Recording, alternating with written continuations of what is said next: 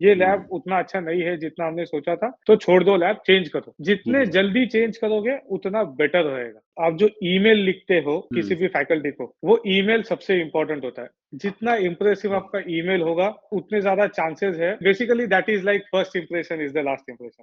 Social life है India से थोड़ा अलग है। यहाँ पे वो वाला नहीं मिलता कि सर्वर पे एक चाय लेके 10 लड़के बैठे हैं, क्रिकेट के डिस्कशन कर रहे हैं और गालियां हो रही है, झगड़े हो रहे हैं, वो वाला यहाँ पे नहीं मिलता। तो शायद मैं अपने सैलरी का 20% सेव कर लेता हूँ। ये हम्म। कभी कभी कम हो जाता है डिपेंडिंग और हम कितना बाहर बाहर जा रहे हैं, है ना। कभी हम्म। जैसे एक बार मैंने मेक्सिको ट्रिप कर लिया, तो फिर पोस्ट डॉक वहाँ किसी लैब में ज्वाइन किया है। हम्म। आपको वहाँ पे कोई टेक्निकल हेल्प शायद ना मिले। आपको जो भी सीखना है, जो भी करना है, आपको खुद से ही करना है। एंड आपको डायरेक्टली जाके वो गाइड के साथ आपके एक्सपेरिमेंट डिस्कस करने हैं, आपको कर देने हैं।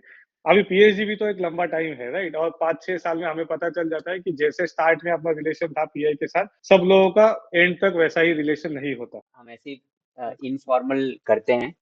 हाँ हाँ, मुझे कोई दिक्कत नहीं। तो ऐसे ही जैसे दो फ्रेंड लोग बात करते हैं वैसे ही बात करते हैं, और देखते हैं बीच बीच में जो भी क्वेश्चन आएगा वो मैं पूछते जाऊंगा फिर। हाँ हाँ, वो भी ठीक है। ठीक है, तो मैंने जैसे बोला कि इनफॉर्मल करते हैं, तो मैंने बिना पूछे रिकॉर्डिंग स्टार्ट कर लिया है। अच्छा। हाँ हाँ। हाँ। तो रोहित भाई, आपका स्वागत है आज के पॉडकास्ट में। हाँ, thank you very much. Thank you for inviting me. तो मैं दर्शकों को बता दूं कि रोहित भाई बहुत साना कैप्टन था आईएससी का, एमसीबी का। अच्छा। तो हाँ। जैसे रोहित शर्मा इंडिया के कैप्टन है, वैसे ही रोहित भाई हमारे नहीं एमसीबी के कैप्टन थे। नहीं नहीं तो नहीं, इतना आज नहीं। बहुत सारे सानापंथी देखेंगे हम, पीएचडी की भी बात करेंगे, पीएचडी में क्या किए, और पोस्ट डॉक के लिए भी बात करेंगे, वहां पर क्या चल रहा है, कैसे अप्लाई कर सकते हैं, ये सब चीजें हैं। तो मजेदार होने वाला है ये पॉडकास्ट। रोहित अच्छा। भाई, थोड़ा सा पहले मुझे ये पूछना है, आईआईसी में जो लोग अभी जो बायोलॉजी डिपार्टमेंट में हमने देखा है कि 7 साल 8 साल में पीएचडी ख़त्म होता है, तो उनके बारे में पहले बताओ, आप जल्दी से जल्दी कैसे पीएचडी ख़त्म कर सकते हो। Thing is, I think ISC में काफी सारी जो पीएचडी में टाइम लगता है, वो उन हम्म। लैब्स के ट्रेंड्स है। कुछ लैब्स हम्म। ही है जो इन जनरल पीएचडी में 7-8-9 साल ले रहे हैं। हम्म। एंड मेरा पर्सनल पॉइंट ऑफ व्यू है, वो शायद उतना वर्थ नहीं है। ओके। 7 साल अगर आपको कोई एक बहुत अच्छा पेपर मिल रहा है, देन आई थिंक 7 साल माइट बी वर्थ इट, क्योंकि एक अच्छा पेपर आपको फ्यूचर कॉन्टेक्स्ट में काफी हेल्प करेगा। आप इंडस्ट्री जाना चाहते हो, इंडस्ट्री फैकल्टी पोजीशन, बट एक अच्छा पेपर शायद हेल्प कर जाए। बट अगर आपको लग रहा है कि आपके पीएचडी में 7 से ज्यादा साल लगने वाले हैं एंड कुछ एक बहुत ज्यादा अच्छा पेपर नहीं मिल रहा है, तो आप ट्राई करो उस सिचुएशन को एनालाइज करना, और ट्राई करो कि वहां से जल्द निकल के किसी और पोजीशन में जा सके। ओके। क्योंकि पीएचडी भले ही एक डिग्री है, बट ये सब एक ट्रांजिएंट पोजीशन है ना, कि ये कोई परमानेंट जॉब नहीं है, या ये कोई स्टेबिलाईजिंग जॉब नहीं है। वो सिर्फ 5-6 साल के लिए एक स्टेबिलाईजिंग फैक्टर था। उसका आपने एडवांटेज ले लिया है, आपने डिग्री ले लिया है। अगर आपको पेपर या कुछ एक अच्छा प्रोफाइल मिल रहा है, तो शायद आप 2 साल एक्सटेंड करने का सोच सकते हो। अगर नहीं मिल रहा है, तो move on with your life. Plan it well. जितना अच्छे से प्लान करोगे, ऐसा नहीं है कि आपको एकेडेमिया में ही रहना है या रिसर्च में ही रहना है। आपको जो फील्ड अच्छा लग रहा है, जो फील्ड प्रॉमिसिंग लग रहा है, आपको लग रहा है जहाँ पे आपका मन लग रहा है, कहीं भी निकल जाओ। बट अगर हम्म। उसका उतना अच्छा आउटपुट नहीं हो रहा, तो शायद निकलना एक अच्छा सॉल्यूशन होगा। बट यस, अगर आप 8-9 साल पीएचडी कर रहे हो without a very good pro and without getting a good profile या अच्छे गुड नंबर्स या गुड क्वालिटी ऑफ पेपर्स, तो शायद hmm. According to me it is not a very good deal. Okay. ये लैब पे भी डिपेंड करता है, आप बोल रहे हैं कि कई लैब में बहुत ज्यादा टाइम लगता है, ये सब चीजें। आई थिंक ये मैक्सिमली लैब पे ही डिपेंड करता है। मतलब जो हम्म। मुझे बायोलॉजिकल साइंस का जो मुझे एक्सपीरियंस है, ये मैक्सिमली लैब पे ही डिपेंड करता है। जो हम्म। लैब्स कुछ लैब्स हैं जो 5 साल में छोड़ रहे हैं, तो इररिस्पेक्टिव ऑफ कैसे स्टूडेंट वहां पे आ रहे हैं, वो हमेशा 5 साल में निकल रहे हैं, 6 साल में निकल रहे हैं। और कुछ हम्म। लैब्स हैं जिनको भले ही मतलब कैसे भी स्टूडेंट हो, हर किसी को 7-8 साल लग रहे हैं। सो जो भी ज्वाइन कर रहा है, ये आपके प्रेफरेंसेस होने चाहिए, और आपने ज्वाइन करते वक्त या ज्वाइन करने के बाद भी शायद पहले 2 साल में डिसीजन ले लेना है कि क्या ये वर्थ इट होगा। इस लैब में अगर 7-8 साल लग रहे हैं, पर क्या अपना प्रोजेक्ट उतना पोटेंशियल अच्छा है, और क्या हम्म। इसमें पेपर्स आ सकते हैं। हम्म।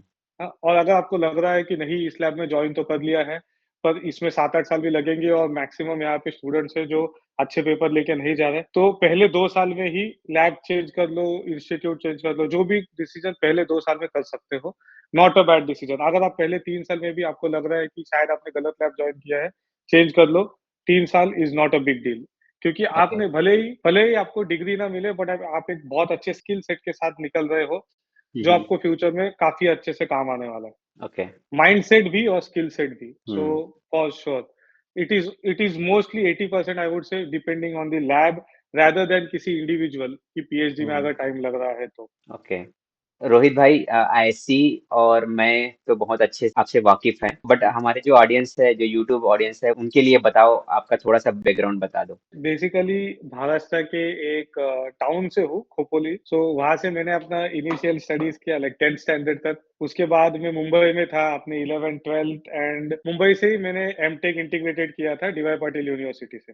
ओके। फिर वहाँ से मैं अपना मास्टर्स का प्रोजेक्ट करने के लिए एक वो मेरा पहला रिसर्च एक्सपीरियंस मेरा मास्टर्स का प्रोजेक्ट था, जो मैंने पुणे से किया था एनसीएल, सीएसआईआर एनसीएल से। ओके। एंड वहीं से मैंने ये डिसाइड किया था कि और डिसाइड से ज़्यादा मुझे इंटरेस्ट आया था कि एक पीएचडी या रिसर्च में आगे कुछ परस्यू करने का या हुँ, परस्यू करने से ज़्यादा वो मेरा था कि मुझे खुद का पोटेंशियल चेक करना है कि whether I would be suited for it और नॉट। हुँ, तो फिर वहाँ से मैं आईआईएससी आया। मैंने 2017 में आईआईएससी जॉइन किया हुँ, एंड 2023 में पीएचडी खत्म करके अब मैं अपने अगले स्टेज पे मूव किया दैट इज़ पोस्ट डॉक। हुँ, तो प्रेजेंटली सिंस 2023 जुलाई में न्यूयॉर्क में हूँ। वाइल कॉर्नेल मेडिसिन जो कॉर्नेल यूनिवर्सिटी का एक सब्सिडियरी इंस्टीट्यूट है, तो ओके, उसी इंस्टीट्यूट में एक पोस्ट डॉक कर रहा हूँ एंड मेरा field of research RNA biology है। तो ग्रेट। इनिशियली हाँ, this is a part of biological science. तो पहले मैंने हुँ, आरएनए डिग्रेडेशन की फील्ड पे काम किया है एंड हुँ, फिलहाल मैंने वहाँ से थोड़ा-सा स्विच आई वुड से या अपग्रेड किया है खुद की फील्ड को कि मैं एपी ट्रांसक्रिप्टोमिक्स की फील्ड में अभी काम कर रहा हूँ। ओके, एंड या सो फिलहाल मैंने ऑलमोस्ट 1 साल कंप्लीट कर चुका हूँ एंड अभी या जैसे यहाँ पे चलेगा उसके अकॉर्डिंग मैं अपना फ्यूचर प्लानिंग भी अकॉर्डिंग साइड बाय साइड चलता रहता है।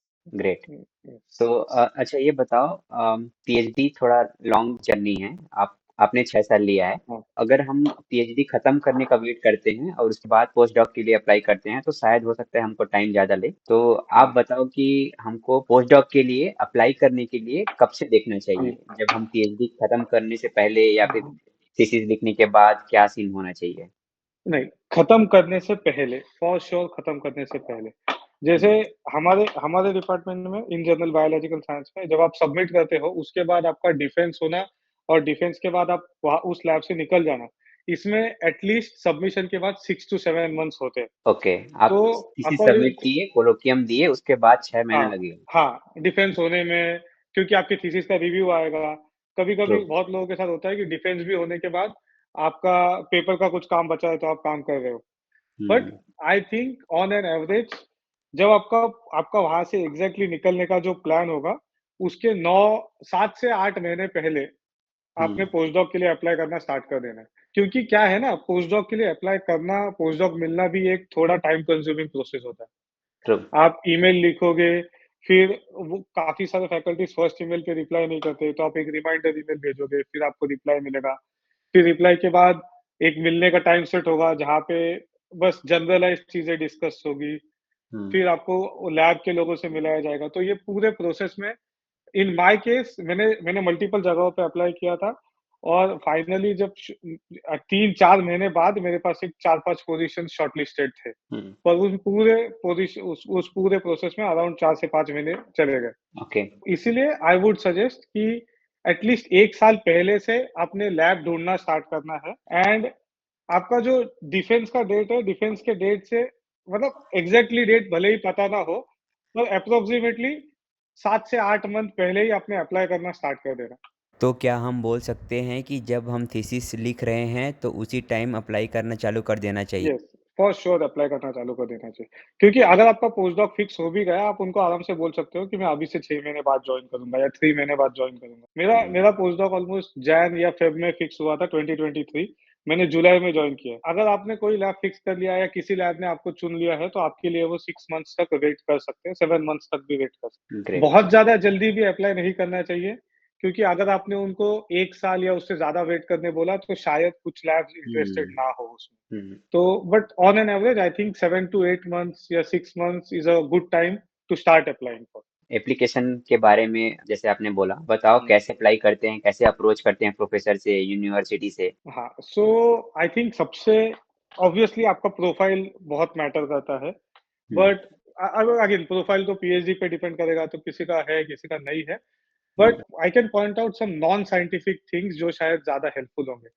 जैसे ओके। कि आप जो ईमेल लिखते हो हुँ, किसी भी फैकल्टी को, वो ईमेल सबसे इम्पोर्टेंट होता है। जितना इम्प्रेसिव ओके। आपका ईमेल होगा, उतने ज़्यादा चांसेस है। Basically that is like first impression is the last impression. Um, अगर हुँ। आपका ईमेल इम्प्रेसिव है, तो आपको उसपे रिप्लाई मिलेंगे, अगर आपको रिप्लाई मिलेंगे, तो आपके चांसेस सबसे ज़्यादा है। हुँ, हुँ। तो ये जो इनिशियल आप एप्लीकेशन का ईमेल लिखोगे, क्योंकि इन जनरल ऐसा ही होता है, आप अलग-अलग लैब देखते हो आपके फील्ड के या जो भी फील्ड में आपको काम करना है, उस लैब की वेबसाइट पे इन जनरल ईमेल लिखा होता है या लिखा होता है कि हमारे पास वैकेंट पोज़ीशंस है and you can contact on this email ID. भले ही वैकेंट पोज़ीशन ना लिखा हो, फिर भी you can contact on that email ID. Okay. क्योंकि ऑलमोस्ट हर अच्छे लैब को उनको नए पोस्ट डॉक्स चाहिए एंड अगर you are applying in 6 month prior, you hmm, can हुँ।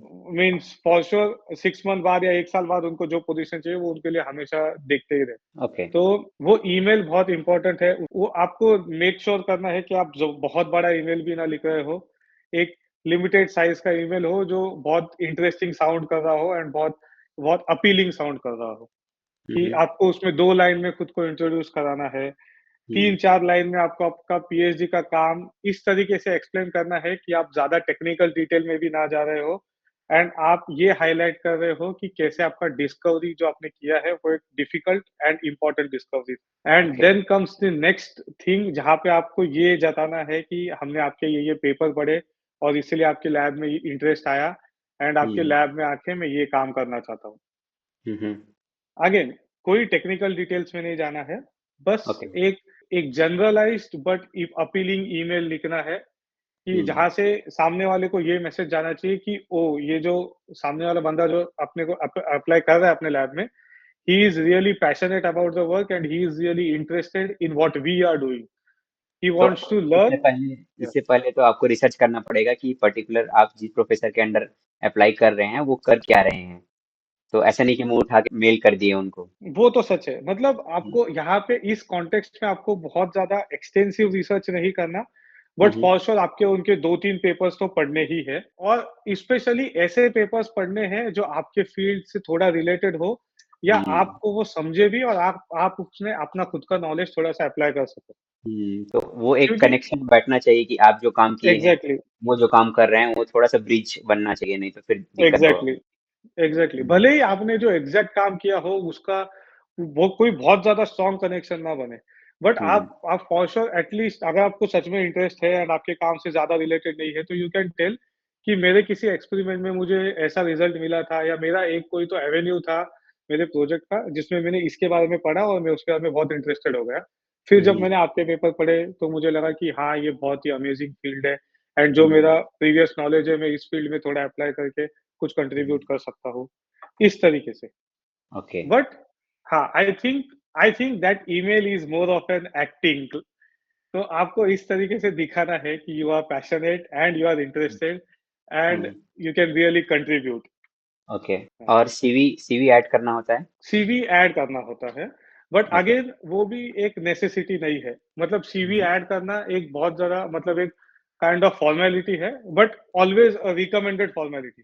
क्योंकि क्या है ना, जब आप कहीं पे अप्लाई कर रहे हो और वो भी एक फॉरेन कंट्री में अप्लाई कर रहे हो, फॉरेन प्रोफेसर के पास अप्लाई कर रहे हो, उसके पास ज़्यादा चीज़ें नहीं है to know whether you are authentic or not, hmm, है ना? तो क्या साइन्स है कि नहीं आप एक ऑथेंटिक बंदे हो? पहले तो आप उस ईमेल से अप्लाई करो जो आपका ज वर्क ईमेल है, जैसे आईएससी का email, right? True. Second is आपका एक अच्छा सीवी बना के उसको भेजो ताकि वो देखे कि yes you have been in this field for a long time and you are authentic person. Hmm, right, क्योंकि मैंने देखा था कुछ लोग जीमेल से अप्लाई कर रहे हैं, ये सोच के कि आईएससी का ईमेल आगे जाके बंद होगा, वो बहुत गलत आइडिया है। क्योंकि हाँ, हाँ। अब आजकल तो लोगों को फिशिंग ईमेल्स मिल रहे हैं, अगर जीमेल हुँ, से किसी इम्पोर्टेंट ईमेल भी लोग इग्नोर कर देते हैं। ट्रू। तो यस, तो अगर आपको जॉब के लिए अप्लाई करना है, try to be as professional as you can ताकि हुँ, बस फर्स्ट 1-2 मीटिंग में जब उसको सेंस आ जाए, उसको पता चल जाए कि यार this is some genuine person जिसको आपके लैब में अप्लाई करना है, उसके बाद मतलब things can go a bit casual. But hmm, initial हमेशा थोड़ा-सा प्रोफेशनल होना चाहिए, तो सीवी भी ओके। उसमें होना चाहिए। सीवी भी ऐड कर सकते हो, अगर किसी का कोई अच्छा फर्स्ट ऑथर पेपर है, आप उसके लिंक्स भी ऐड कर सकते हो या वो पेपर का पीडीएफ भी भेज सकते सीवी में, हो। तो हाँ, नहीं मतलब ईमेल में। ओके, सीवी ईमेल में में। तो फॉर श्योर पेपर तो मेंशन होंगे ही, हम्म। बट जो अटैचमेंट्स है ईमेल के उसमें एक सीवी होगा एंड एक कोई पेपर भी होगा। और उल्टा अगर आप सच में बहुत इंटरेस्टेड हो उस काम में और आपके दिमाग में है कि आप कोई एक इनोवेटिव प्रोजेक्ट अगर आप सोच रहे हो जो जो आपका काम और उसके काम को ब्रिज करेगा, तो आप उसका भी एक रफ आउटलाइन लिख के दे सकते हो। But hmm. अगेन यूजुअली जब हम पोस्ट डॉक के लिए अप्लाई करते हैं, हम हर किसी लैब का के लिए कोई नया प्रोजेक्ट सोचेंगे नहीं। हम्म। तो भले ही वो प्रोजेक्ट ना हो तो चलेगा, but I would say CV and कोई first author paper is very important. Okay. CV के बारे में बताओ, सीवी कैसे बनाना चाहिए, कितना पेज का होना चाहिए? Not more than 3 pages for sure. Actually CV के तो बहुत सारे टेम्पलेट्स मिल जाते हैं। अगर आप एकेडमी या पोस्ट डॉक के लिए अप्लाई कर रहे हो तो एकेडमिक सीवी अलग होते हैं, जिसमें आप ज़्यादा आपके एकेडमिक अचीवमेंट्स को हाइलाइट करते हो कि आपने कौन से, अगर आपको कोई अवार्ड्स मिले हैं, आपके कौन से पेपर्स है आउट ऑफ पीएचडी, आपने कौन से कितने प्रोजेक्ट्स हैंडल किए हैं, जो भी प्रोजेक्ट्स हैंडल किए हैं, उनको शॉर्ट में डिस्क्राइब करना है आपको, लाइक अगेन 4-5 लाइन्स में। आपके लैब का नाम आता है। एंड हम्म। सबसे इम्पोर्टेंट जो शायद बहुत लोग मिस कर रहे हैं, वो है you have to mention referees in them. Hmm. आपको कम से कम 3 या 4 रिकमेंडेशन लेटर लगते हैं। Hmm. Depending from institute to institute, lab to lab it varies. कोई 1 रिकमेंडेशन माँगता है, कोई 3 माँगता है। तो आपको सीवी में आपके जो रेफरीज हैं, उनका भी नाम मेंशन करना है। Last hmm. Section should be your referees. Okay. So I would say a basic academic CV starts with your name and some information like email ID, phone number. उसके बाद आप बताते हो कि आपका एजुकेशन बैकग्राउंड आता है, जिसमें आप फर्स्ट आपने पीएचडी कहाँ से की, फिर मास्टर्स कहाँ से। हमेशा रिवर्स क्रोनोलॉजी फॉलो करनी है कि पहले PhD, then masters, then undergrad. फिर आपने पीएचडी में जो आपका काम था, उसको आप 4 लाइन में एक्सप्लेन करोगे। उसके उससे जो पेपर्स है वो लिखोगे। उसके हम्म। बाद अगर अंडर मास्टर्स में कोई प्रोजेक्ट किया है तो, या पीएचडी में जो भी मल्टीपल प्रोजेक्ट्स होंगे तो आप मल्टीपल प्रोजेक्ट्स को हाइलाइट कर सकते हो। हर एक हम्म। प्रोजेक्ट का अगर पेपर आया है तो वो भी हाइलाइट कर सकते हो। हाँ, हम्म। एक अच्छा प्रैक्टिस होता है कि जो भी आपका पेपर का जो ऑथरशिप है उसको आप बोल्ड करो, जहाँ पे भी आपका नाम है।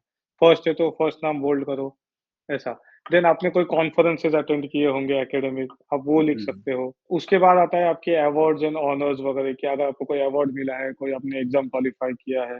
फिर आता है आपका रिसर्च इंटरेस्ट, या फिर आपका कोई टीचिंग एक्सपीरियंस है क्या, वो लिख सकते हो।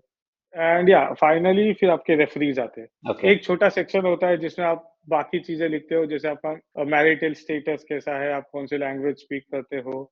बस वो एक छोटा सा सेक्शन होता है जो मैंने अपनी सीवी में साइड में रख दिया था। That was not part of the main section. And hmm. But ending में जो रेफरीज का पार्ट होता है वो इम्पोर्टेंट होता है, क्योंकि जब आप पोस्ट डॉक के लिए अप्लाई करोगे हर कोई रिकमेंडेशन मांगेगा, दैट्स फॉर श्योर। हम्म। तो अगर आपके सीवी में वो मेंशन्ड है तो वो आपको अलग से नहीं मांगेंगे, पर अगर सीवी में नहीं मेंशन्ड है तो उनको अलग से आपको मेल करना पड़ेगा कि hmm. I need name of and details of referees जिनको मैं ईमेल कर सकता हूँ रिकमेंडेशन लेटर्स के लिए। हम्म। हाँ, वैसे ही एकेडमिक सीवीज में यूजुअली वही होता ओके। है। हाँ, तो अगेन और एक इम्पोर्टेंट पार्ट होता हाँ। है that is highlighting your soft skills, okay. जो भी शायद काफी लोग मिस कर रहे हैं कि you are a good orator and or a critical thinker. अगर आप हम्म। थोड़ा बहुत एक एक अच्छा सेंटेंस डाल के या कुछ एग्जांपल देके उसको एक्सप्लेन कर पाओ, तो वो भी आजकल के मतलब ट्रेंड है वो काइंड ऑफ कि सीवी में लोग हम्म। ये भी हाइलाइट कर रहे हैं। एंड काफी सारे लोग ये अप्रिशिएट भी कर रहे हैं एंड कि हाँ, वी नीड दो soft skill in the people, because finally science भी तो you have to sell yourself. You have to be hmm. A good presenter too. आप कितना भी अच्छा साइंस कर लो, but if you cannot present it well, that is not very well appreciated. So hmm. Highlighting soft skill is also one of the part of CV. But हाँ, but इसमें इसमें एक चीज इंपॉर्टेंट है कि ओवरडू नहीं करनी है चीजें। सॉफ्ट स्किल के नाम पे बड़े बड़े सेक्शंस नहीं लिखने वहां पे, एक एक दो दो हम्म। वर्ड्स में हाईलाइट करो। आपका पोस्ट डॉक में आपका जो पीएचडी का काम है और आपके पेपर्स है, वो ज्यादा अट्रैक्टिव चीज होने वाली है over any other things. You just have to mention other things ताकि लोगों की उस पे भी नजर जाए। तो आपको प्रेजेंटेबल आपका स्किल बताना पड़ेगा, मतलब अगर हम बोले कि हम साइंस जो कर रहे हैं वो नेट प्रैक्टिस है, और जो प्रेजेंटिंग स्किल है वो मेन मैच में जाके खेलना है, तो ये ज्यादा कंपेरेबल होगा, है ना? तो यस, आपको प्रेजेंट जो करना आना चाहिए। एग्जैक्टली क्योंकि फाइनली वो प्रेजेंटेशन ही आपकी बहुत चीजें डिसाइड करेगा। जब हम्म। लोग पोस्ट डॉक के लिए भी अप्लाई करते हैं तो आपको आपका काम प्रेजेंट करना पड़ता है। Even in hmm. इंडस्ट्री आपको आपका हमेशा जो भी आपने पीएचडी में काम किया है वो प्रेजेंट करना पड़ता है। जितने अच्छे से प्रेजेंट करोगे उतने खुद के चांसेस बढ़ाओगे to get the position you are aspiring for. तो रोहित भाई, आई थिंक वेल एक्सप्लेन्ड। अगर मैं कुछ दिनों बाद अप्लाई करना चालू करूंगा, अभी तो चल रहा है मेरा, तो I think I'll go back and watch this video again and then start applying. अगर हेल्प हो सका है तो why not? I would be हाँ, मच हैप्पी फॉर दैट। बिल्कुल। ओके, तो मेल के ज़रिए ही भेजते हैं ना? कोई इंस्टीट्यूट हाँ। से तो नहीं आता है कोई। नहीं, इंस्टीट्यूट से कुछ नहीं आता। मतलब जैसे पीएचडी के लिए आप काफ़ी बार काफ़ी सेंट्रलाइज़्ड प्रोसेस होता है, आप इंस्टीट्यूट में अप्लाई करते हो, वैसा आई थिंक पोस्ट डॉक के लिए कुछ नहीं होता। हम्म, आप इन जनरल, क्योंकि मैंने अलग-अलग कंट्रीज़ में भी अप्लाई किया था, जर्मनी, फ्रांस, एंड हर जगह पे it was through email, and वो भी हम्म, डायरेक्टली फैकल्टी को ईमेल करो, दैट्स इट। कोई ओके। सेंट्रलाइज़्ड प्रोसेस नहीं होता। यस।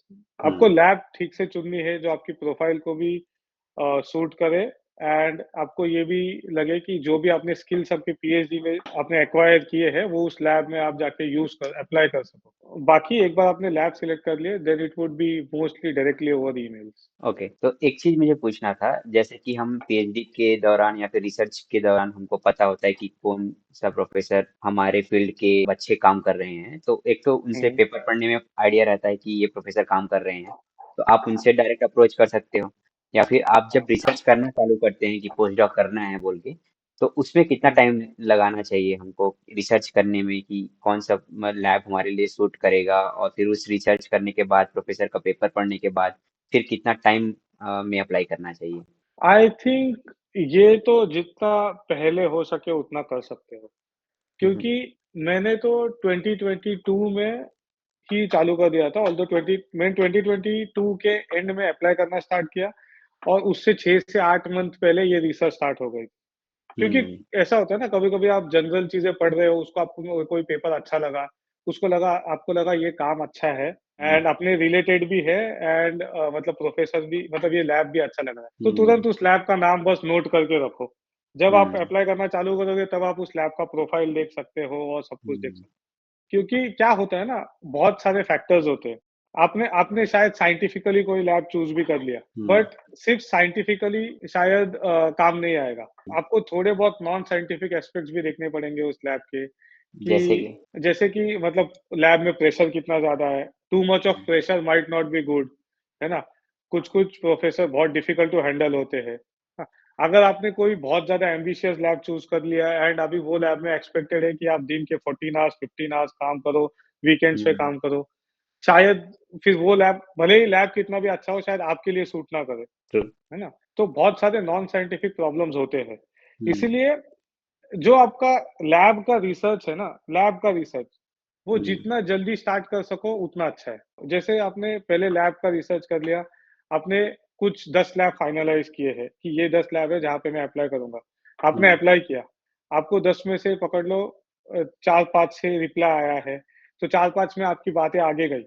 जैसे-जैसे बात आगे जाएँगे ना, वैसे-वैसे आप उनके कुछ लोगों को कॉन्टैक्ट करके लैब के अंदर के एनवायरनमेंट के बारे में जानना स्टार्ट कर सकते हो। Which is a hmm, very important factor I feel, और जो मैंने भी अपने हुँ, लिए किया था, कि ओके। जैसे ही मेरी बातें किसी लैब में आगे बढ़ रही थी, मैं उनके एक्स पोस्टडॉक्स को या एक्स पीएचडी स्टूडेंट्स को ईमेल करता था, एंड ट्राई हुँ, करता था उनके कॉन्टैक्ट, स्पेशली काफ़ी सारे इंडियन पोस्टडॉक्स होते हैं, हुँ, तो हुँ, या उनके एलुमिनाइज़ की लिस्ट में नाम मिल जाता है, या पुराने पेपर से नाम मिल जाता है। तो हुँ, ऐसे ही मेरे केस में मुझे एक पोस्टडॉक का नाम मिला था, जो मैं अभी एग्ज़ाम्पल देके बात कर रहा हूँ। तो बिल्कुल। मैं जिस लैब में जॉइन किया, हुँ, तो उनकी उस लैब का एक एक्स पोस्टडॉक था जो किसी आईआईटी में फैकल्टी है इंडिया में। हुँ, हुँ, तो मैंने उनसे कॉन्टैक्ट किया, मैंने उनसे लैब के डिटेल्स पूछे। हुँ, तो हुँ, उन्होंने भी एक पॉज़िटिव एस्पेक्ट दिया लैब के बारे में, तब जाके मैंने इस लैब को और ज़्यादा कंसिडर किया। हुँ, ऐसे ही मतलब मुझे जिन भी लैब में मिला था, मैंने हर बार किसी एक्स पोस्टडॉक या एक्स पीएचडी स्टूडेंट को कॉन्टैक्ट करने का कोशिश किया है, ताकि लैब के अंदर का एनवायरनमेंट पता चले। हुँ, हुँ, तो अगर ये सब करने के लिए आपको टाइम चाहिए। इसीलिए जो लैब्स की रिसर्च है, आप जितने जल्दी चालू करोगे उतना अच्छा। हुँ, ग्रेट। अगेन सिर्फ scientific perspective is the most important perspective for sure, but that's not the only thing. आपको हुँ, बहुत सारे नॉन साइंटिफिक फैक्टर्स को नज़रअंदाज नहीं कर सकते, आप उनको ओवरलुक नहीं कर सकते। आपको उनको कंसिडर करना पड़ेगा, कि हुँ, भले ही ये लैब कितना भी अच्छा हो, क्या पता इस लैब में जाके इनका वर्क कल्चर अपने से सूट ना करे, या हुँ, मतलब बहुत सारे नॉन साइंटिफिक प्रॉब्लम्स आते हैं, बहुत हुँ, सारे। हुँ, तो इसीलिए ये नॉन साइंटिफिक प्रॉब्लम्स आप फॉर श्योर सारे अवॉइड नहीं कर सकते, पर जितने कम हो सकते हैं उतने अच्छे। हुँ, थोड़ा-सा कंट्री को भी देखना पड़ेगा जियोग्राफ़िकली आपको सूट कर रहा है कि नहीं, खाना वग़ैरह अगर आप वेजिटेरियन हो तो ये सब चीज़ें, climate. Yes, climate I think ये सब चीज़ें तो है ही, बट काफ़ी हद तक ना ये सब चीज़ें थोड़ी बहुत तो भी एडजस्ट हो जाती है। इंडिविजुअल टू इंडिविजुअल, बट थोड़ी बहुत एडजस्ट हो जाती है। एंड हुँ, अगेन ये प्लान करता है कि आप कितना लंबा पोस्टडॉक सोच रहे हो। हुँ, अगर आप 5-6 साल का पोस्टडॉक सोच रहे हो, तो वेदर वगैरह बहुत इम्पोर्टेंट एस्पेक्ट हो जाएँगे।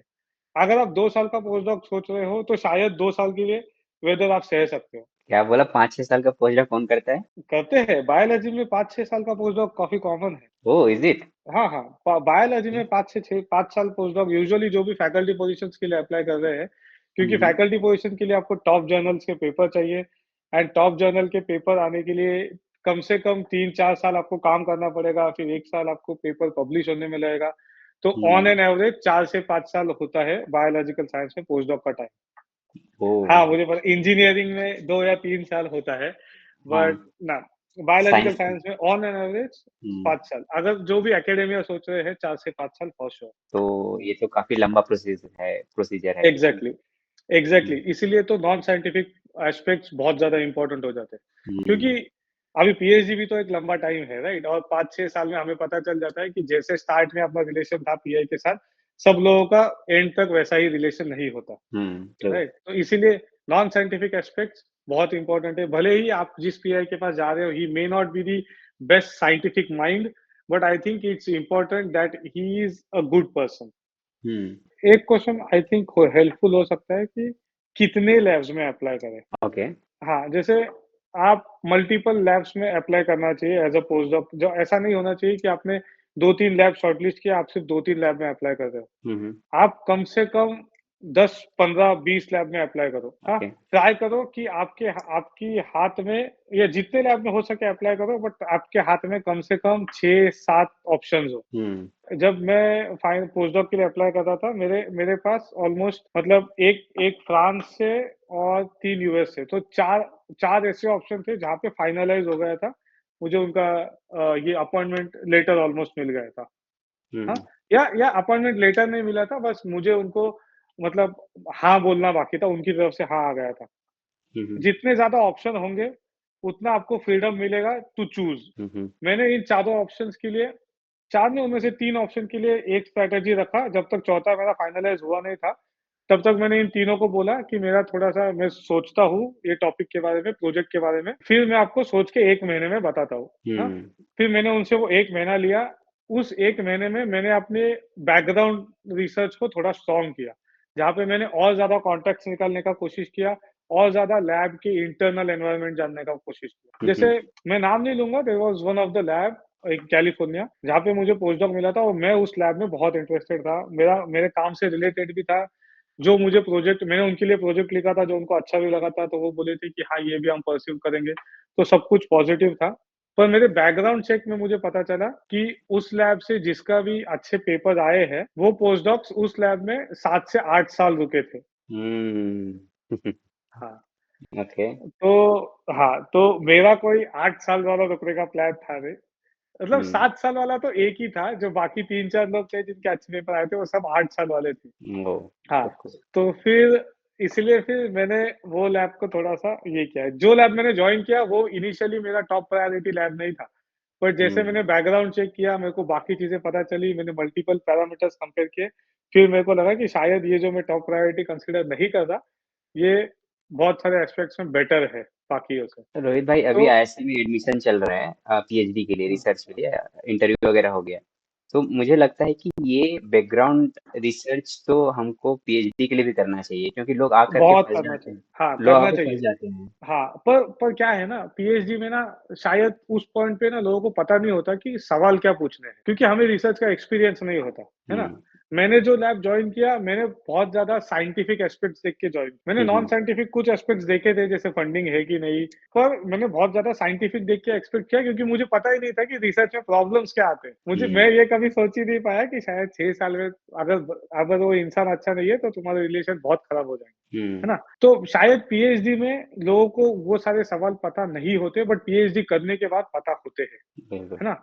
और पीएचडी करने के बाद तुम्हें पता होता है कि तुम्हें क्या चाहिए एक इंसान में, और आई थिंक क्या चाहिए से ज़्यादा इम्पोर्टेंट ये है कि क्या नहीं चाहिए। हुँ, तुम्हें ये पता होता है कि तुम्हें ये 5 कैरेक्टर्स उसमें नहीं चाहिए। अगर इन 5 में से 2 कैरेक्टर्स है तो मैं वो लैब नहीं जॉइन करूँगा।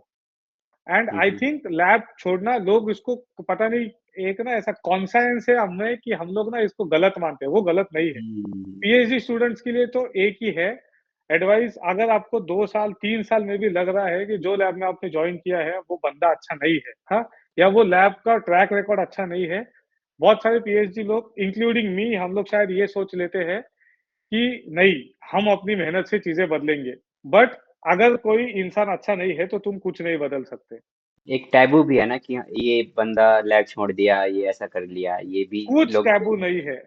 ये बहुत ट्रांजिएंट चीज़ होती है लैब छोड़ देना। हम्म, मैं हम्म, मेरे हिसाब से जिन्होंने भी लैब छोड़े हैं, मैं जितने भी लोगों को जानता हूँ, उसमें से 70 या 80% लोग लैब छोड़ने के बाद शायद ज़्यादा सक्सेसफुल है then what they could have been from being in that same lab. Hmm, hmm, तो ये टैबू बहुत गलत है कि लैब छोड़ना गंदी बात है। अगर आपको लग रहा है कि किसी भी आपके पैरामीटर में नहीं है, बट हाँ, अगेन हर जगह पे एक बैलेंस होना चाहिए। अगर आप इंडिया में रह के एक्सपेक्ट कर रहे हो कि वो बंदा हमें 4 बजे लैब से जाने दे, तो उसमें शायद वो बंदा गलत नहीं है। हम्म, आपने ये देखना चाहिए कि आप काम करने को रेडी हो, आपने ये मानना चाहिए कि शायद कुछ एस्पेक्ट्स आपके भी गलत होंगे, बट इस लैब का ट्रैक रिकॉर्ड ही है कि हर कोई 8 और 9 साल में गया है, वो भी 8 और 9 साल में सबके अच्छे पेपर्स भी नहीं है, हर कोई इस लैब से रो-रो के निकल रहा है, हर किसी का झगड़ा हो रहा है बॉस के साथ, तो शायद वो लैब अच्छा नहीं है। बिल्कुल। हाँ, शायद हर एक एस्पेक्ट्स लैब के बारे में अच्छा ना हो, बट कुछ इंपॉर्टेंट एस्पेक्ट्स होते हैं, जो जो इंपॉर्टेंट होते हैं और वो तुमने नहीं छोड़ने चाहिए। हम्म, जैसे जैसे मेरे लिए ये इम्पोर्टेंट था कि मैं ऐसे लैब में नहीं जाना चाहता जहाँ पे 8 साल पोस्टडॉक करना पड़े, ओके। है ना? एंड मुझे वो 100% पता था कि भले ही कोई भी पेपर आए, मुझे उस लैब में नहीं जाना है। मुझे चलेगा अगर मैं किसी लैब में 1 या 2 साल पोस्टडॉक किया और विथआउट एनी पेपर, बट वो बंदे ने मेरे को 1-2 साल में भी आगे बढ़ने के लिए हेल्प किया, I am fine with it. But मैं नहीं चाहता कि मैं 6-7 साल इन्वेस्ट करूँ और फिर भी कोई पेपर ना आए। हम्म, पीएचडी के बाद आपको पता होता है कि क्या आपको क्या नहीं चाहिए, एंड अगर आपको लग रहा है आपने ज्वाइन करने के बाद कि शायद हमारा एनालिसिस थोड़ा गलत था, ये लैब हम्म, उतना अच्छा नहीं है जितना हमने सोचा था, और स्पेशली इन एस्पेक्ट्स पे अच्छा नहीं है जो अपने को फॉर श्योर नहीं चाहिए थे, तो छोड़ दो लैब, चेंज करो। जितने हम्म, जल्दी चेंज करोगे उतना बेटर रहेगा। एंड क्या ओके। होता है ना, अगर आपने 1-2 या 3 साल में भी लैब चेंज की है ना, आपको लगता है कि 3 साल वेस्ट हो गए हैं। बट वो वेस्ट नहीं होता, क्योंकि आपने उस 3 साल में रिसर्च की दुनिया देखी है जो आपने पहले कभी नहीं देखी। आपने हम्म, एक थोड़ा-सा ही क्यों ना हो एक स्किल सेट एक्वायर किया, एक माइंड सेट एक्वायर किया, ठीक है? मेरे एक्सपीरियंस में मैंने अपने मास्टर्स तक ठीक से अच्छे से पेपर्स पढ़ना सीखा भी नहीं था। पर मैंने पीएचडी के पहले 2 साल में वो सीखा, है ना? हम्म, तो अगर मैं 2 साल के बाद लैब चेंज भी करता हूँ, तो अभी मुझे पता है कि एक साइंटिफिक पेपर को पढ़ते कैसे हैं। अपने मास्टर्स, बैचलर्स तक उतना अच्छे से अपने को बुक से पढ़ाया जाता है। अपने को नहीं पता होता हम्म, अच्छे से कैसे पढ़ना है, कैसे इवैल्यूएट करना है। वो 2-3 साल अगर आपने चेंज किया है, तो ये जो टैबू है, जैसे आपने मेंशन किया कि वेस्ट हो गए साल, वेस्ट नहीं होते। आपने कोई हम्म, स्किल सेट एक्वायर किया है, जो आगे जाकर आपको हेल्प करेगा, है हम्म, ना? अगर आप थोड़ा फ्यूचर प्रोस्पेक्ट्स में सोचो ना, तो पीएचडी भी तो एक ट्रांजिएंट चीज़ है, राइट? आपको पीएचडी से कोई आउटपुट आएगा और आप खुद को 5 या 10 साल बाद आपको कुछ चाहिए कि आपको एक स्टेबल जॉब चाहिए, या तो फैकल्टी या तो इंडस्ट्री, एक स्टेबल जॉब आप चाहिए तो फैमिली, ये करोगे आपको इतना पैसा चाहिए, इस सिटी में रहना है, और ये सब आपकी पीएचडी के बहुत बाद आने वाला है। और शायद आपके हम्म, पास पीएचडी का डिग्री ना भी हो, तो भी ये सब आपको मिल जाए, हम्म, है ना? और शायद हो भी तो भी ना मिले अगर आपने गलत लैब जॉइन कर लिया है। ये तो सही। तो इसीलिए ये वाला जो साइंटिफिक नॉन साइंटिफिक एनालिसिस करना और एनालिसिस से एक इन्फॉर्म डिसीजन लेना बहुत इंपॉर्टेंट होता है। लैब छोड़ना गलत डिसीजन नहीं है। अगर आपको लग रहा है कि ये सही नहीं है, तो आपको छोड़ना ही चाहिए। आपको उसी लैब में हम्म, कंटिन्यू करके शायद आप खुद के लिए बहुत गलत कर रहे हो। बिल्कुल। एक चीज पूछना है, जैसे कि हम पीएचडी का इंडिया में 5 साल कोर्स होता है, तो हमको पे किया हुँ, जाता है 5 साल के लिए, 6th ईयर में थोड़ा पेंशन मिलता है, उसके बाद हाँ, फिर जेब खाली। तो क्या पोस्ट हाँ, जॉब में जैसे आपका आपका 2 साल का हुआ है, तो आपको 2 साल के लिए पे होगा? अगर एक्सटेंड होता है तो फिर क्या पे होता है, क्या होता है, क्या सीन हाँ, रहता है बता। ना पे होता है। पोस्टडॉक मतलब जैसे वो टेम्पररी एक प्रोजेक्ट बेस्ड पोज़ीशन है ना? हम्म, तो काफ़ी बार मतलब स्पेशली इन यूएस, आप जब तक पोस्टडॉक हो, आपको प्रोजेक्ट से पे किया जाता है। ऐसा नहीं होता कभी भी कि आप फ्री में काम नहीं करते।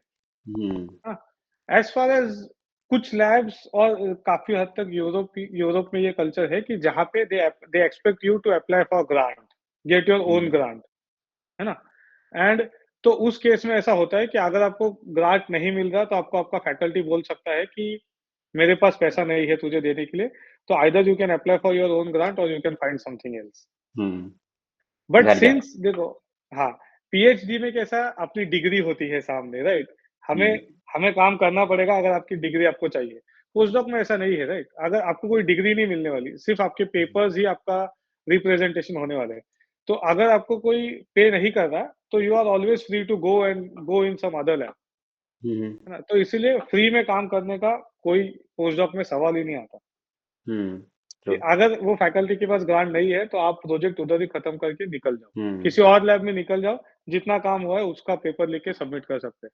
ओके। तो हाँ, अगर पोस्टडॉक में पेपर नहीं आ रहा है तो फिर क्या करें? पेपर नहीं आ रहा है तो अभी अगेन ये भी फील्ड टू फील्ड वेरी करता है। हुँ, यूजुअली बायोलॉजिकल साइंस में पेपर नहीं आना मतलब बहुत अच्छा बात नहीं है। स्पेशली अगर आपने 4-5 साल इन्वेस्ट किए हैं, तो पेपर आना ही चाहिए। हुँ, एंड अगर आपको लग रहा है कि आपका प्रोजेक्ट अच्छा नहीं है, लैब अच्छा नहीं है, कुछ एस्पेक्ट्स के लिए अच्छा नहीं लग रहा, तो शायद आपने वहाँ से निकल जाना चाहिए। हुँ, 1 या 2 साल के पोस्टडॉक में अगर पेपर नहीं आ रहा है, तो that is not a very big deal. But hmm, अगर आपने जैसे बायोलॉजिकल साइंस में मैंने मेंशन किया 4-5 साल लोग पोस्टडॉक कर रहे हैं एंड 4-5 साल में कोई भी पेपर नहीं है, that is a hmm, very big problem. Hmm, first author भले ही ना हो बट को-ऑथर्स होने ही चाहिए। हुँ, हुँ, इसीलिए बहुत बहुत सोच समझ के लैब लेनी है। वो हुँ, बहुत इंपॉर्टेंट एस्पेक्ट होता है कि आप सारे साइंटिफिक, नॉन साइंटिफिक प्रॉब्लम्स को टैली करके एक लैब सेलेक्ट करो। हुँ, लोग कमेंट करते हैं बहुत ज़्यादा कि पोस्टडॉक कैसे डिफरेंट होता है पीएचडी से। तो जैसे पीएचडी में एक पीआई होता है, गाइड होता है, उनके अंडर हम रिसर्च करते हैं, बहुत ज़्यादा कम्युनिकेशन होता है, गाइड से डिस्कशन होती है, मीटिंग होती है। पोस्टडॉक कैसे अलग है पीएचडी से, ये हाँ, बताइए? मैं एक बहुत जो मैंने अपने केस में नोटिस किया, देखो पीएचडी आप एक लैब से शादू शुरू करते हो जहाँ पे आप सारी टेक्निकल चीज़ें वही पढ़ रहे हो, वही सीख रहे हो। पहले 2-3 साल आप मल्टीपल टेक्निक सीखते हो, आपको शायद किसी के साथ टैग किया जाता है जो आपको सिखाता है। फिर जैसे जो आप 5th-6th ईयर में होते हो, तब आप खुद के एक्सपेरिमेंट्स खुद डिज़ाइन करते हो, गाइड से बस डिस्कस करते हो। तभी आप टेक्निकल चीज़ें शायद डिस्कस उससे ना करो, आप एक्सपेरिमेंट लेवल पे या पेपर लेवल पे डिस्कस करते हो एंड एक्सपेरिमेंट करते हो। हुँ, तो ये जो 5th-6th ईयर का जो आपका ओके, होता है, हुँ, वैसा ही पोस्टडॉक में होता है, हुँ, ठीक है? एज़ अ पोस्टडॉक वहाँ किसी लैब में जॉइन किया है, हुँ, आपको वहाँ पे कोई टेक्निकल हेल्प शायद ना मिले, आपको जो भी सीखना है, जो भी करना है, आपको खुद से ही करना है एंड हुँ, आपको डायरेक्टली जाके वो गाइड के साथ आपके एक्सपेरिमेंट डिस्कस करने हैं और आपको कर देने हैं। कोई आपको पोस्टडॉक में सिखाता नहीं। काम दे दिया जाएगा, आप रिसर्च डिस्कस करो और एक्सपेरिमेंट डिस्कस करो और फिर परफॉर्म करो। हर बार काम दिया भी नहीं जाता, आपको प्रोजेक्ट दिया जाएगा, हुँ, आपको एक्सपेरिमेंट डिज़ाइन करने हैं।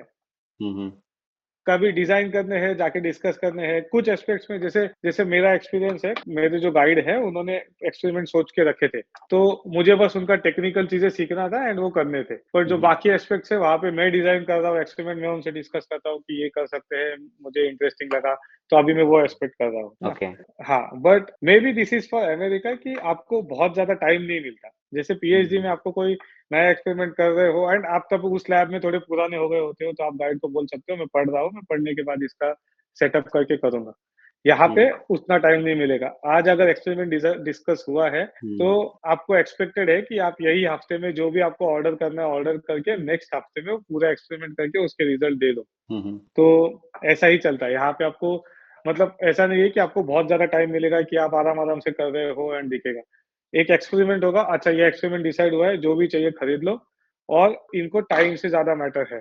ये आपको हुँ, एक एक्सपेरिमेंट करने के लिए 1 महीना नहीं देने वाले, हमें 10 दिन में उसका रिजल्ट चाहिए, हुँ, ऐसा। ओके, एंड आपको कोई एक्सेस टेक्निकल हेल्प नहीं मिलेगी। अगर आपने ये कभी किया नहीं है, तो इसका मतलब ये नहीं है कि आप जाके पूछो आपको जिसको पूछना है, बट जो भी करना है करो और आके दे दो। हुँ, हाँ, कोई सिखाने वाला नहीं होने वाला मोस्ट ऑफ द टाइम। हुँ, तो आपको थोड़ा काम फास्ट ट्रैक में करना होगा। हाँ, वही एक एक्चुअली यहाँ पे टाइम का स्पेशली इन अमेरिका यहाँ पे टाइम का या जिस लैब में मैं हूँ, यहाँ हुँ, पे टाइम का बहुत मेरे मेरे बॉस का सिंपल फंडा है कि मतलब I don't care about money. Hmm, if it is saving you 2 weeks, do it, order it, do it, that's it. Hmm, तो ऐसे ही चल रहा है एंड ओके, ऐसे ही यहाँ पे होता है। तो एक हल्का-सा प्रेशर बना हुआ रहता है कि ओके हुँ, ये हुआ है, फटा इसके बारे में पढ़ना भी है और करना भी है और थोड़ी चीज़ें जल्दी करनी है। हुँ, जल्दी भी करनी है और in a technical sound way, right? क्योंकि एज़ अ पीएचडी स्टूडेंट जब आप सीख रहे होते हो, आप बोल सकते हो कि ये एक छोटी सिली मिस्टेक थी जो मैंने की है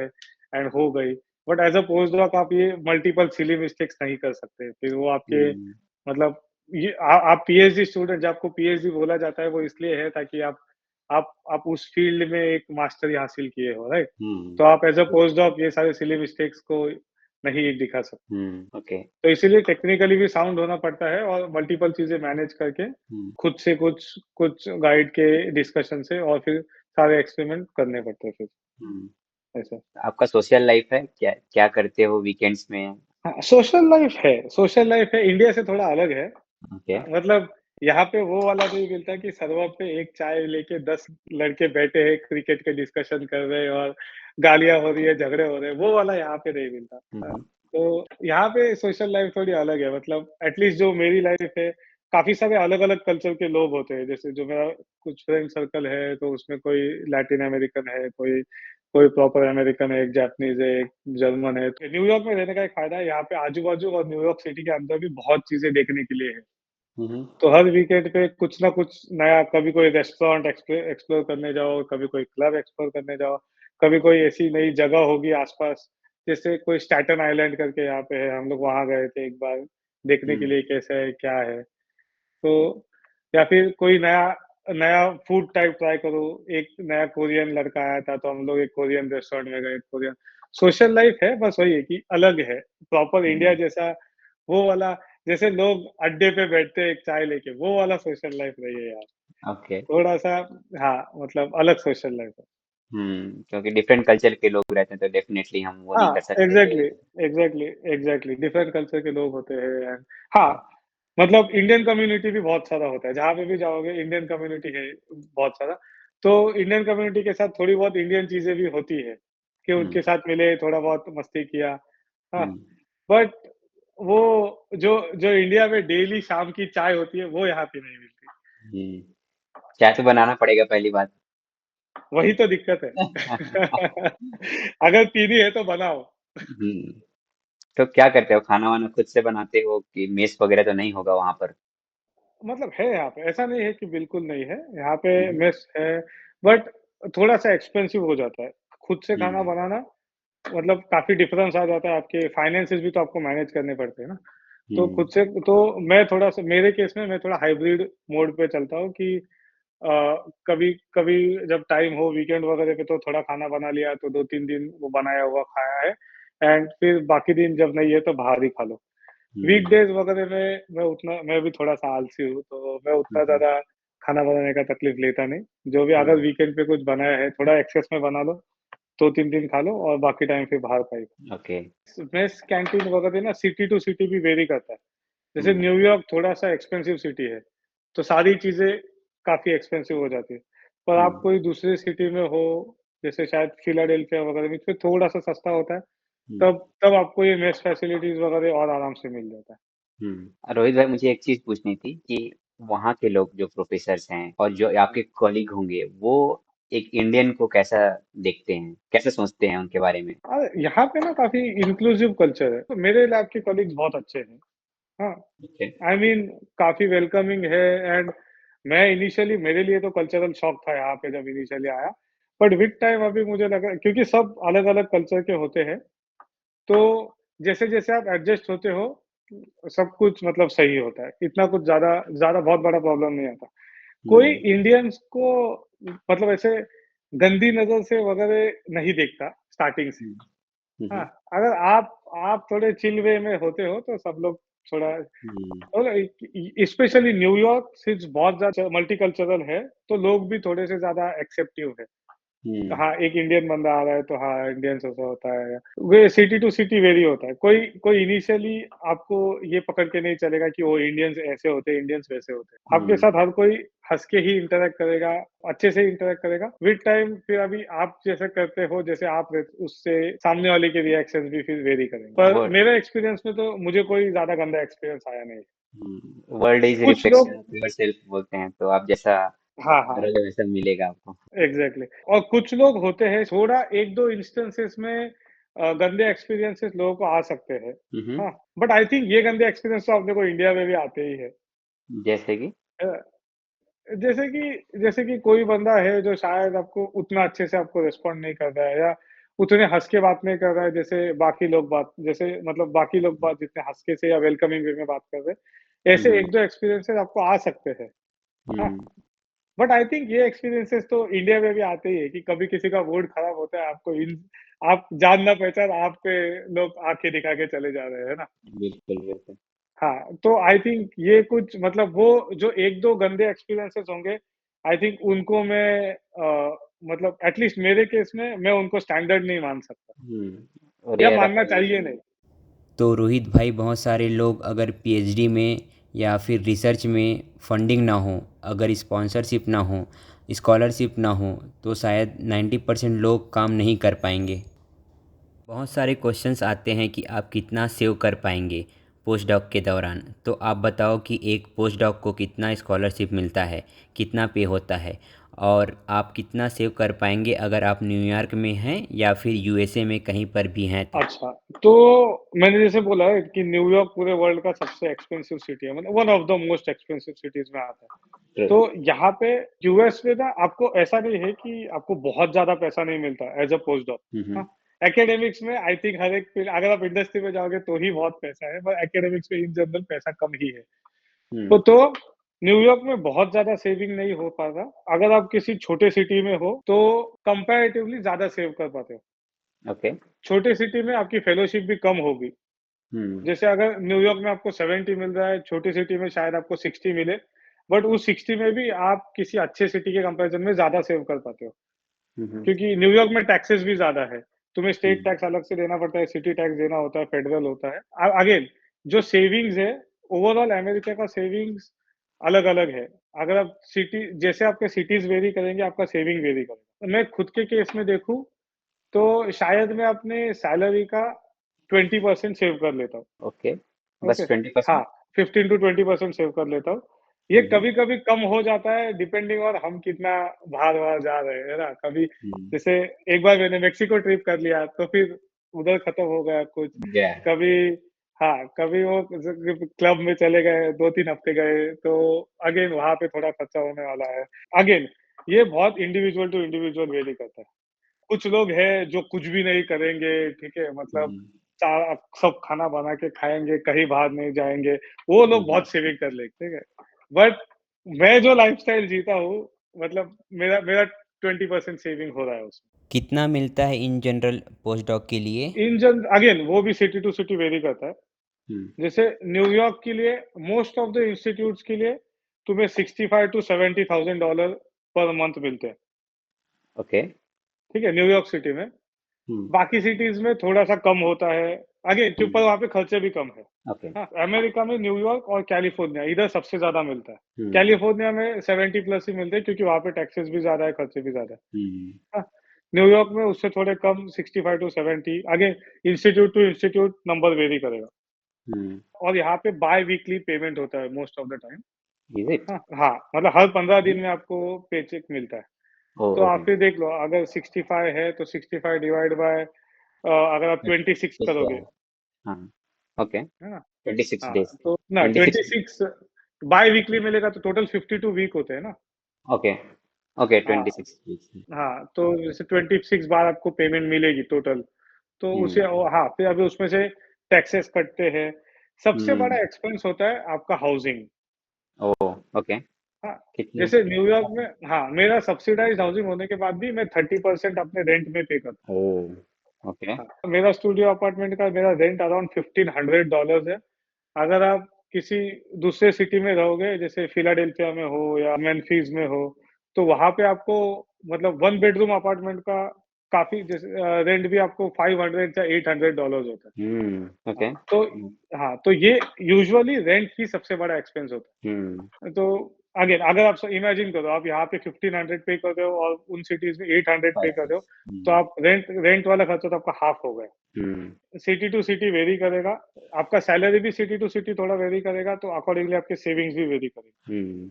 ओके। और फिर आने जाने का अगर आप इंडिया ट्रिप कर रहे हैं तो फिर उसमें ज़्यादा खर्चा होगा फिर। हाँ, अभी तक तो मैंने इंडिया ट्रिप किया नहीं है, तो उसपे अराउंड $1200 जैसा होता है राउंड ट्रिप। तो हम्म इंडियन रुपीज़ में देखा जाए तो राउंड ट्रिप 1 लाख से 1,20,30,000 शायद उतना होता है। तो वो भी मंथ टू मंथ वेरी करेगा, कब जा रहे हो, कब नहीं जा रहे। अब काफ़ी लोग दिसंबर में जाते हैं, हाँ। राउंड ट्रिप करने का उतना उतना पैसा हो जाता है, उतना उसमें उतना ज़्यादा इश्यू नहीं आता।